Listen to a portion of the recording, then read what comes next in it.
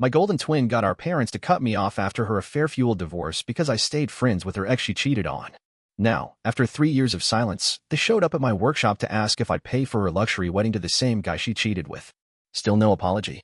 Just expectations. It's strange how the people who are supposed to know you best can be the first to forget who you are. My name is Greg. I'm 31 years old, and I live in Asheville, North Carolina, where I build custom furniture out of reclaimed wood. I work with my hands. I like quiet mornings. I mind my business. But somehow, I ended up being the villain in my own family. I have a twin sister, Lily. Fraternal twin. Obviously, we don't look anything alike. Growing up, we were close, in that blurry way kids are before real life steps in. But somewhere along the way, the world split us in half. And in our family, she got the better half. Lily was the miracle daughter. After a health scare during our birth, our mom almost didn't make it. Doctors had to focus all their attention on her. By the time I was born, second, quieter, uncomplicated, I was just an afterthought. From that point on, Lily could do no wrong. She was their light, their pride. I was just there. The first real crack came a few years ago, though I didn't see it as a break at the time. I introduced Lily to Ethan, my best friend since college. They met on a hiking trip we all took one fall. Leaves were turning gold and red, and the air smelled like pine and frost. Ethan and I were drinking cheap beer by the fire when Lily showed up late, her hair still damp from a shower, and gave him one of her signature smiles. The kind that disarmed you. The kind that said, I see you. Ethan didn't stand a chance. Neither did I, apparently. They hit it off, fast and hard. Within 6 months they were engaged. I stood by Ethan's side at their wedding. I toasted them with genuine joy. I meant every word I said about how perfect they were for each other. The betrayal came later. Lily cheated on Ethan with a coworker. It wasn't a one-night mistake. It was months of secret meetups, hotel rooms, and late-night texting while Ethan worked overtime to support them. When the truth came out, it hit him like a freight train. And me? I was stuck in the middle of the wreckage. I remember sitting in the living room of my parents' house, my hands still stained with walnut dust from a table I'd been building. They had called me over to talk. That should have been my first red flag. Greg, my dad said, looking at me like he was disappointed in a test score I didn't even know I'd taken. We think it's best if you take some space from Ethan. I blinked. What? He's not family, my mom added, like she was offering me herbal tea instead of betrayal. We need to protect Lily.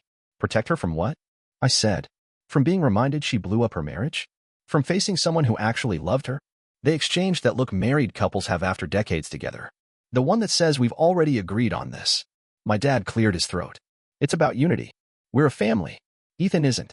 He was your son-in-law, I said. He didn't cheat. He didn't lie. He didn't do anything wrong. My mom looked down at her lap. It's complicated. No, I said. It's really not. That was the beginning of the end. I refused to cut Ethan out of my life. He wasn't just my best friend, he was like a brother. And he had no one else. I told my parents that if they wanted to pretend Lily hadn't burned down her marriage, that was their choice. But I wasn't going to join them in that fantasy. A week later, I was disinvited from Thanksgiving. 2 months after that, my dad stopped responding to my texts. By the following spring, I was officially out. Not in so many words, but in that slow, creeping way families use silence as punishment. I saw it coming. I just didn't think they'd actually go through with it. It's been 3 years now. 3 years since I've been in the same room with my parents. 3 years since Lily has said a single word to me. But I still talk to Ethan. We grab beers every few weeks. We watch college basketball. We don't talk much about the past, but it lingers there, between us. Quiet, constant, unresolved. And if you think that's the worst part of the story, it's not. Not even close. 3 years is a long time to be cut off. But 3 years is also enough time to rebuild. After the fallout with my family, I threw myself into my work. I already had a few loyal clients, interior designers, architects, and a couple of folks with deep pockets and a taste for handmade pieces. But with the silence from my parents came clarity. And with clarity came focus. I started waking up earlier. Got more intentional about the pieces I created. Furniture wasn't just a job anymore. It was my outlet. Every table, every chair, every custom bookshelf was a way to channel everything I wasn't saying out loud. Then, out of nowhere, it happened. One of my pieces, a reclaimed oak dining table with deep black epoxy cracks running through the grain, got featured in a video by a design influencer named Tess Jordan. She had 3 million followers and a knack for finding undiscovered artisans. The clip was barely 3 minutes long, but it hit like a match on gasoline. My inbox exploded overnight. Custom requests, bulk orders, collaboration pitches from people I'd never met. Within 2 weeks, I had to bring on 2 part-time assistants just to keep up. And for the first time since being cast out of my own family, I felt like I was winning. I moved my studio into a bigger space just outside Asheville, with massive windows and enough room to breathe. I painted one wall chalkboard black and scribbled ideas across it like a mad scientist. The team I built was small, but solid. A couple of folks who loved the work as much as I did. No drama. No politics. Just people doing what they were good at. I stopped thinking about my parents. Mostly. Then one Wednesday morning, they walked back into my life like nothing had happened. I was in the shop early, sanding down the edges of a maple sideboard when I heard the bell above the front door jingle. I looked up, expecting a client. Instead, there they were, my mom and dad. My father in his usual blue windbreaker, hands in his pockets like he was at a grocery store. My mother in a neat, pale yellow sweater and those same pearl earrings she wore to every family holiday. They looked older, smaller, like someone had turned the contrast down on them since I last saw them. I didn't say anything at first. Just set the sander down and wiped the dust from my hands with a rag. "Greg," my mom said, trying for a smile. "It's been a while." 3 years, I said, not smiling back. My dad shifted awkwardly. "You've done well for yourself." "Yeah," I said. "Thanks." There was a beat of silence. Then my mom stepped forward a little. "We wanted to talk. Clear the air." I crossed my arms. "Okay." She looked at my dad, then back at me. "Your sister's getting remarried." My jaw tensed. "To the guy she had the affair with?" My mom winced. "They've been through a lot, Greg. They've worked hard to move on." I didn't reply. My dad cleared his throat. "They're having the wedding in Sonoma. A vineyard venue. Very beautiful." "That sounds expensive." My mom's eyes flicked down, like she already knew where this was headed. "They've run into a bit of trouble covering all the costs."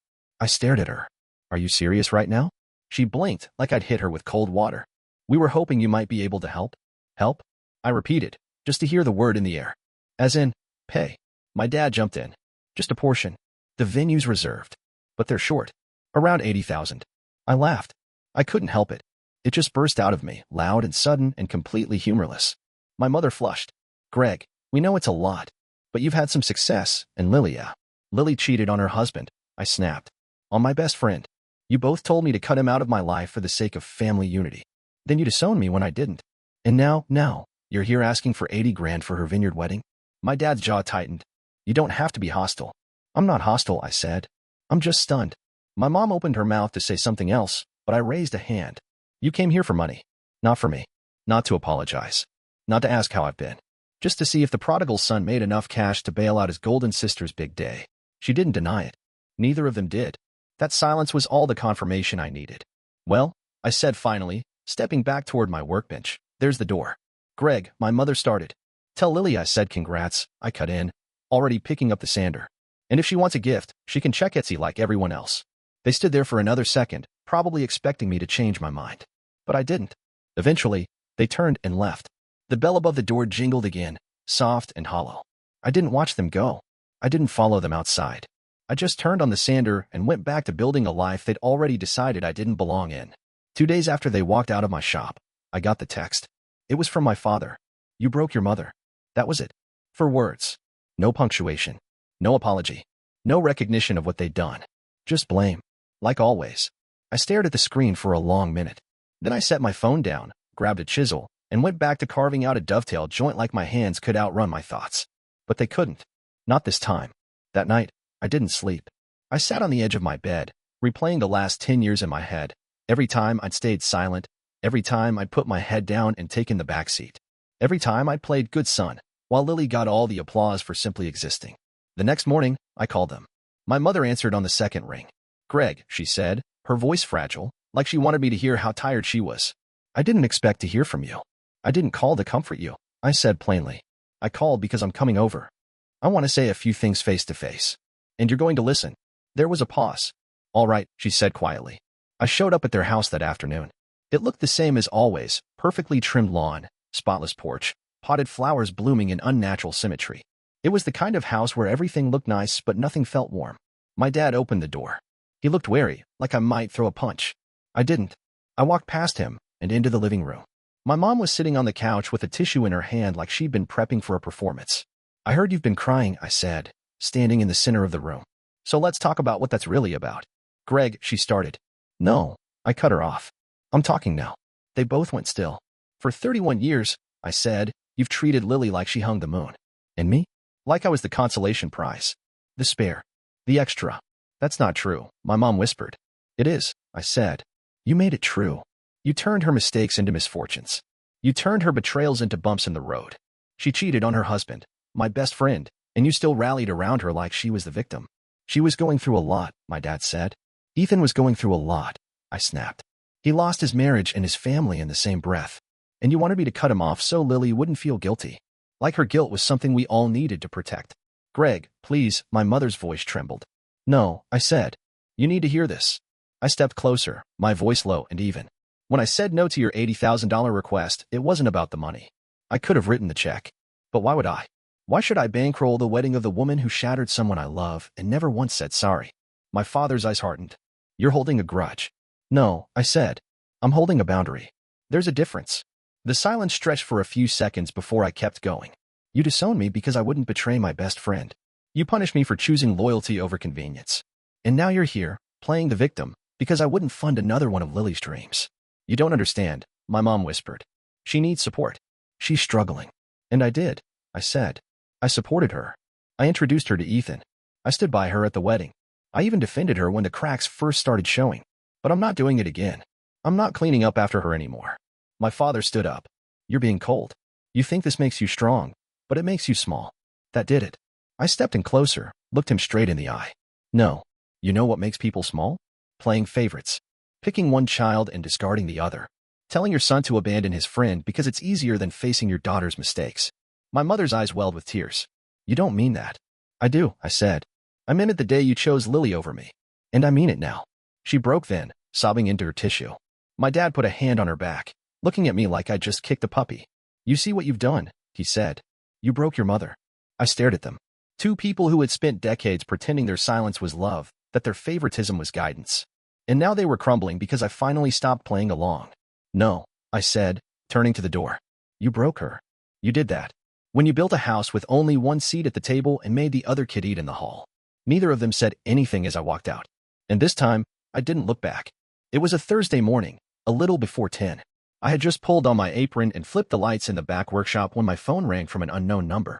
I almost didn't answer. I get spam calls all the time, but something made me tap, accept. Greg. My father's voice. I didn't say anything. It's me. I had to use a different number.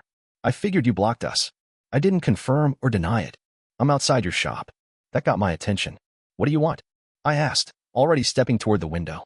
I just want to talk. Just a cup of coffee. Nothing else. He was standing across the street, next to a beat-up sedan that definitely wasn't his. I realized then that he'd probably borrowed or rented a car so I wouldn't recognize him from inside. I don't want a scene, I said flatly. There won't be, he promised. 15 minutes later, we sat outside the cafe next door, 2 mugs of coffee between us, untouched. The air was warm but tense, like it might rain even if the forecast said clear. I wouldn't be here if it wasn't serious, my dad started. I figured. It's your mother. She's not good. She hasn't been sleeping. She barely eats. Just cries, mostly. I said nothing. She's convinced she's lost both her kids. She has, I said quietly. She just doesn't know it's because of her. He sighed. You don't have to keep punishing her. I'm not punishing her, I said. I'm setting conditions. There's a difference. He bristled. Conditions? Like she's some criminal? Like she's someone who needs to take responsibility for what she's done, I said. I'm not going to play family reunion just because you're uncomfortable. He looked down into his coffee. What do you want, Greg? An apology? Is that what this is about? Yes, I said immediately. A real one. Not a tearful guilt trip. Not some half-baked excuse about keeping peace. I want accountability. She's fragile, he said, looking up at me with that same look he always gave Lily. You know she doesn't do well with conflict. She was strong enough to exile me over a wedding. I snapped. She was strong enough to ask for $80,000 without blinking. My dad clenched his jaw. This is the deal, I said. You want me to see her again? You want me to visit the house? Then she apologizes. And so do you. For everything. Not just last week. For what you did to me growing up. For the way you erased me when Lily messed up. For choosing a narrative that kept you both comfortable. He looked away. That's not how I see it. I don't care, I said. That's how it happened. A long silence passed. A family of tourists walked by, laughing, snapping photos of a mural on the cafe wall. My dad barely moved. And if we don't, he asked finally, then this is the last conversation we ever have. He looked back at me, eyes narrowed. That's it. You're cutting us off permanently. You already did, I said. I'm just making it official. He shook his head. I can't believe this. You think this is maturity? Walking away from your own mother? No, I I said calmly. I think maturity is realizing that people who love you don't ask you to betray your conscience. And they don't show up 3 years later with their hands out. He looked furious now. Not screaming, not slamming fists. But that quiet, burning anger that fathers get when they feel powerless. I'll give you space, he said finally, standing up. But if something happens to her, that's on you. I stood too. No, it's on you. Because you watched it all happen. You helped make it happen. He stared at me like he wanted to say more, but instead, he just walked away. I watched him cross the street and disappear behind the corner, the burner phone still clutched in his hand. Back at the shop, I silenced my phone. Then I got to work. And for the first time in years, I worked without looking over my shoulder. About 2 months later, I got an invitation to a baby shower in the mail. It was from my cousin Rachel. We were close growing up. She was one of the few relatives who never treated me like a placeholder. I hadn't seen her in a while, but the card came with a handwritten note. Greg, this is just for you. No pressure, but I'd love to have you there. No drama. No family politics. Just people who care. Ratch. I smiled when I read it. Then I flipped the card over and noticed something else. Nowhere on the invite were my parents' names. And definitely not Lily's. That Sunday, I showed up with a handmade baby rattle carved from walnut. It wasn't much, but I'd sanded it smooth and sealed it myself. Something solid and simple. Like I wanted the kid to start off in a better world than I had. Rachel met me at the door with a hug. Glad you came, she whispered. You look good. Inside, her small house buzzed with cheerful voices and the smell of baked ziti. Friends, neighbors, a few of our distant cousins. No tension, no forced smiles, just genuine warmth. It felt like family in the way I wished family always felt. I was halfway through a paper plate of fruit salad when her younger sister, Jen, sat beside me and leaned in. Did you hear? She said, too loud for subtlety. Hear what? Your parents are livid. Like, full meltdown. I raised an eyebrow. Why this time? Because Rachel didn't invite them, she said, dropping her voice like it was national security. Or Lily. I blinked. Wait, they were excluded? Jen nodded. Apparently Lily told Rachel she was trying to steal her spotlight by announcing her pregnancy right before the vineyard wedding. So Rachel just cut them all out. I stared at her for a second. Lily said that. Verbatim, she said. Called her selfish. Said she was trying to ruin her big moment. Classic Lily. I looked across the room at Rachel, who was laughing with a group of her friends, her baby bump barely showing under a loose dress. It hit me then. Something was shifting. The house of cards was falling. People were tired. Tired of pretending Lily's tantrums were quirks. Tired of pretending our parents' favoritism wasn't suffocating. Tired of keeping up the illusion. Guess who called my mom last week? Jen added. Let me guess, I said. Mine. Jen grinned. Yup. Aunt Diane said your mom was trying to guilt trip her into talking some sense into Rachel. She even threw your name in there, said you poisoned the family. I laughed. I couldn't help it. I poisoned the family? Yeah, she said. Because you won't let go of the past. Because you won't be a bigger person. I shook my head. Funny how that only ever means keep letting them treat you like crap. Exactly. That night, after the shower ended and I helped Rachel clean up, she pulled me aside near the front door. Hey, she said. I wanted to say something. I paused, holding a trash bag in one hand. Yeah, I should have cut ties with them earlier. I saw the way they treated you. I didn't want to rock the boat. You don't owe me anything, I said. No, she said firmly. But I want you to know I see it now. And I'm not playing along anymore. I nodded. Feels good, doesn't it? She smiled. Like breathing fresh air. A few days later, I started getting screenshots from cousins and distant relatives. It was an open letter my parents had posted on Facebook. Big dramatic font. Long paragraphs. No names, but the implications were obvious. Some people think isolating themselves makes them strong. But true strength is forgiveness. Some people refuse to take responsibility for the fractures they've caused in our family. They twist the truth to gain sympathy. We pray for their healing. There were hashtags. Hashtag family first. Hashtag reconciliation matters. Hashtag unspoken pain. I didn't reply. I didn't even log in. Everyone else sent me the highlights anyway. Jen texted, you made the front page of their martyrdom tour. Congrats. I texted back, should I thank the Academy? But here's the truth. I didn't feel angry. I didn't feel exposed. I didn't feel anything at all. I was unbothered. Because for the first time in my life, I didn't care who they were trying to convince. Their power only worked on people who still believed the script. And more people were starting to throw that script away. Turns out when you stop pretending your family isn't toxic, you give other people permission to do the same. That's what I'd done. And the fallout? It wasn't my burden. It was theirs. It was a Thursday afternoon when I got the text from Ethan.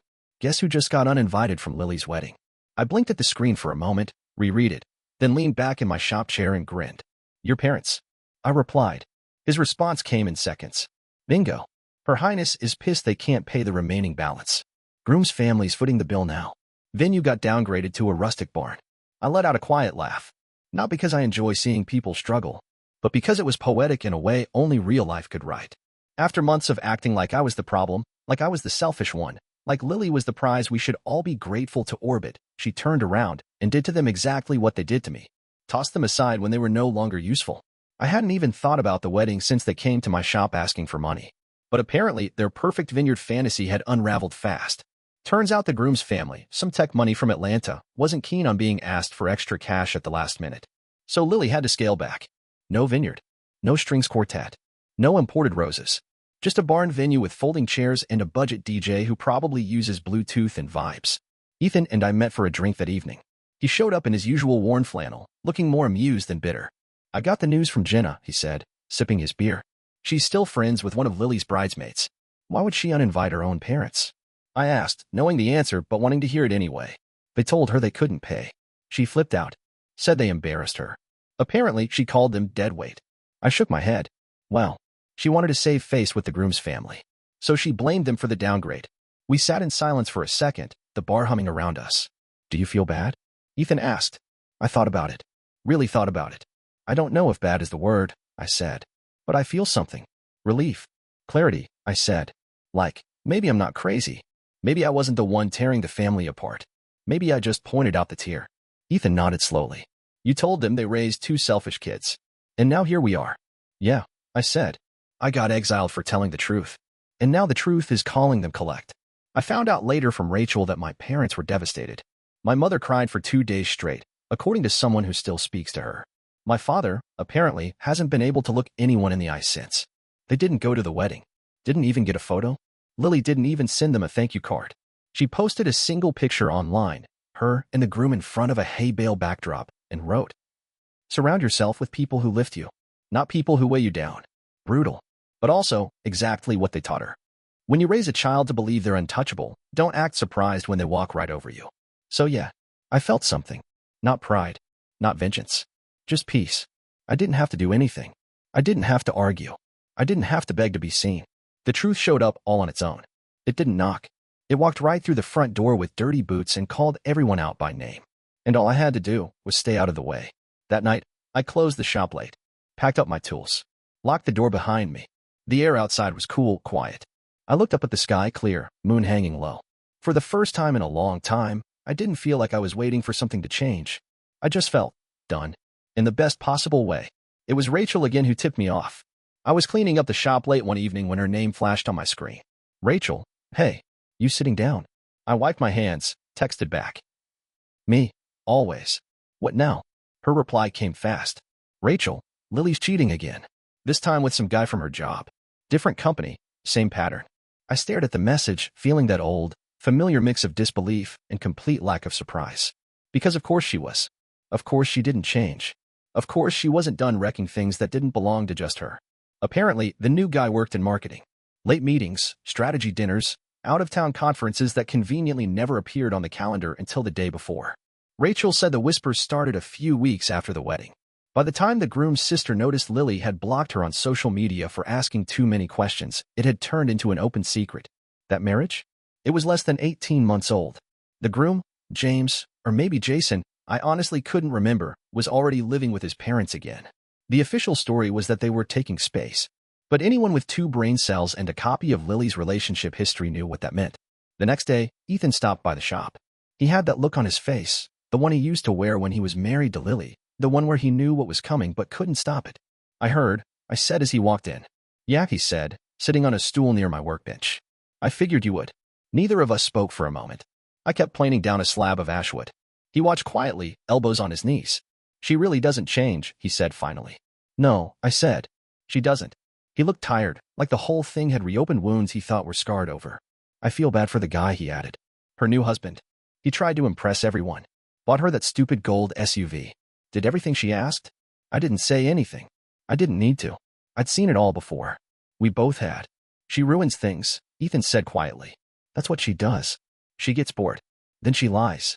Then she burns it down. Then someone else gets blamed, I said. He nodded. For a split second, I thought about reaching out to the guy, sending a message, giving him a heads up the way nobody ever did for Ethan. Just a simple, "You're not crazy. This isn't your fault." But I didn't, because I was done playing bridge for people who only ever used it to walk back into fire. I didn't owe him that. Not after everything I'd already given. Not after what I'd been through. Some lessons, you have to learn yourself. Some truths hit harder when they come from the source. A week later, I got another message, this time from an old mutual friend of Lily's. He moved out for good. She's already seeing the coworker in public now. Doesn't even care who knows. I didn't reply. I just turned my phone over and got back to sanding a tabletop. And in the back of my mind, I heard Ethan's voice again. She ruins things. Yes, she does. But here's the thing about wreckage. After a while, you stop chasing the people who cause it. You stop trying to save them. You stop trying to prove your version of events. You just stand at a distance. And you let it collapse. Because people like Lily, they don't build. They break. And eventually, they run out of places to run. Eventually, they destroy too many rooms to be welcome anywhere. Eventually, the silence around them gets louder than the drama they create. And all that's left is dust. I looked around my shop, at the pieces of wood lined up, at the half-built table taking shape beneath my hands. The world I'd built for myself, one nail, one joint, one careful cut at a time. Solid, quiet, real. Let Lily chase chaos. I had peace. And I wasn't giving it up for anyone. The news trickled in from different directions. Rachel heard it from a cousin. Ethan got a call from an old friend who still worked in town. Even Jen, who hadn't spoken to my parents in over a year, texted me after bumping into them at a pharmacy. Same story every time, just told in different voices. They're not doing well. Apparently, my parents had retreated almost entirely from social circles. Church, gone. Book club, gone. Neighborhood BBQs and holiday potlucks, gone. They didn't host Thanksgiving this year for the first time in 2 decades. Word was, they turned away a family friend who tried to visit with muffins. People noticed. At first, it looked like grief. Then pride. Now it just looked like shame.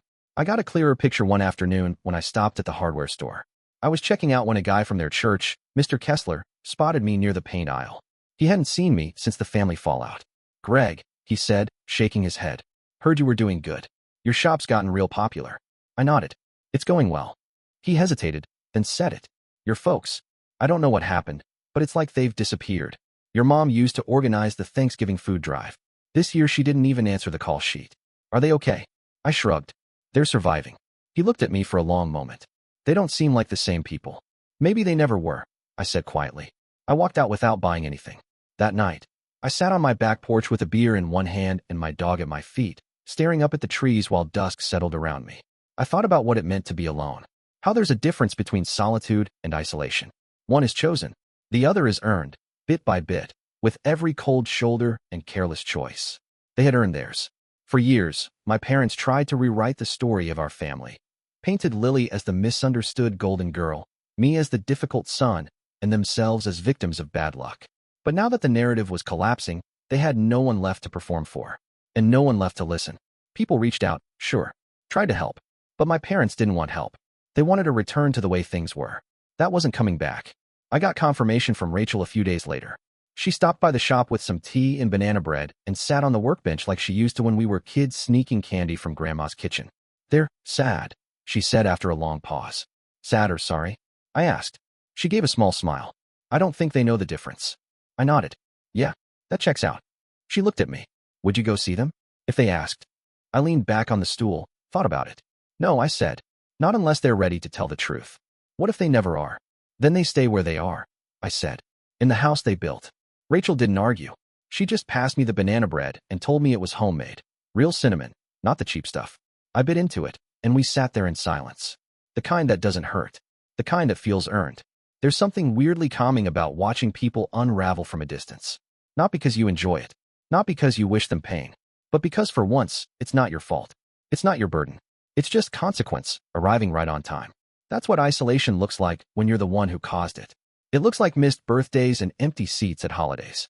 It looks like community drifting away and no one reaching back. It looks like silence in the kitchen where gossip used to bloom. It looks like everything they once blamed others for, finally coming home to stay. And me? I was fine. I had friends who checked in, colleagues who respected me, a community that saw me, not for what I used to be in a family drama, but for what I'd built on my own terms. That's the thing about chosen family. They don't need a last name to stand by you. They just need to know who you are, and they stay. And the ones who couldn't do that? Well, They were sitting alone in the dark now, wondering how it all got so quiet. The final message came through Rachel, just like most things did now. She stopped by the shop one evening with takeout and an envelope in her hand. "Don't kill me," she said, holding it up, "but Mom made me promise to pass this along. It's from your parents." I didn't take it. I didn't even look at it. "Just tell me what it says," I said, wiping my hands on a rag. She hesitated. "They're selling the house, putting everything into assisted living. They can't afford it on their own anymore." I nodded slowly, unsurprised. "And Lily?" Rachel shrugged. "Radio silent, from what I hear. Her marriage is circling the drain. Again." Of course it was. Rachel set the envelope on my workbench without pushing it on me. "There's no ask in the letter. Just an update. I think they want you to know things are bad." I gave a humorless smile. "That's been obvious for a while." "I thought you'd want to know," she said gently. "I do," I said. "I just don't want to do anything about it." She nodded. "Fair."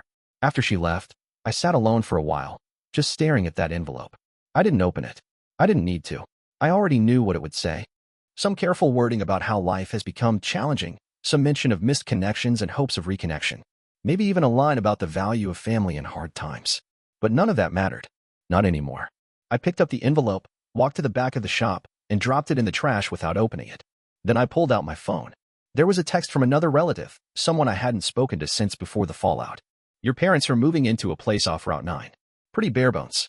They're not doing great. Just figured you should know." I deleted the message without replying. Then I went back into the studio. That night, I was hosting a beginner workshop, 6 people from town learning how to shape soft pine into simple shelves. A couple on a date. 2 older women from the community center. A teenager with her dad. Real people. Real smiles. Real warmth. I showed them how to measure twice, cut once. How to steady their hands. How to not get discouraged by imperfections. "Wood remembers every cut," I said, guiding someone's hand along a board. "But if you learn to work with it, you can still make something beautiful." They nodded, focused, present. No one there knew the version of me that used to chase after approval like a lost dog. They only knew me now. Greg, the guy who ran the shop with the soft jazz and the fresh coffee. Greg, who remembered everyone's name. Greg, who taught people to build things they thought were too hard. When the last attendee packed up and thanked me, I turned off the lights, locked the door, and stepped outside into the warm spring night. The streets were quiet. The sky was a deep navy, the moon riding high. My boots hit the pavement with steady rhythm as I walked home. For the first time, I didn't feel weighed down. Not by guilt. Not by obligation. Not by the fantasy that things might one day go back to how they were. Because I didn't want that. What I had now, this peace, this self-respect, this solid ground beneath me, wasn't something I'd trade for a single phone call or a forced reunion over casseroles and thin smiles. I was done. There was no return. No reset. No emotional homecoming waiting in the wings. And that was okay. I reached my porch, unlocked the door, and stepped inside.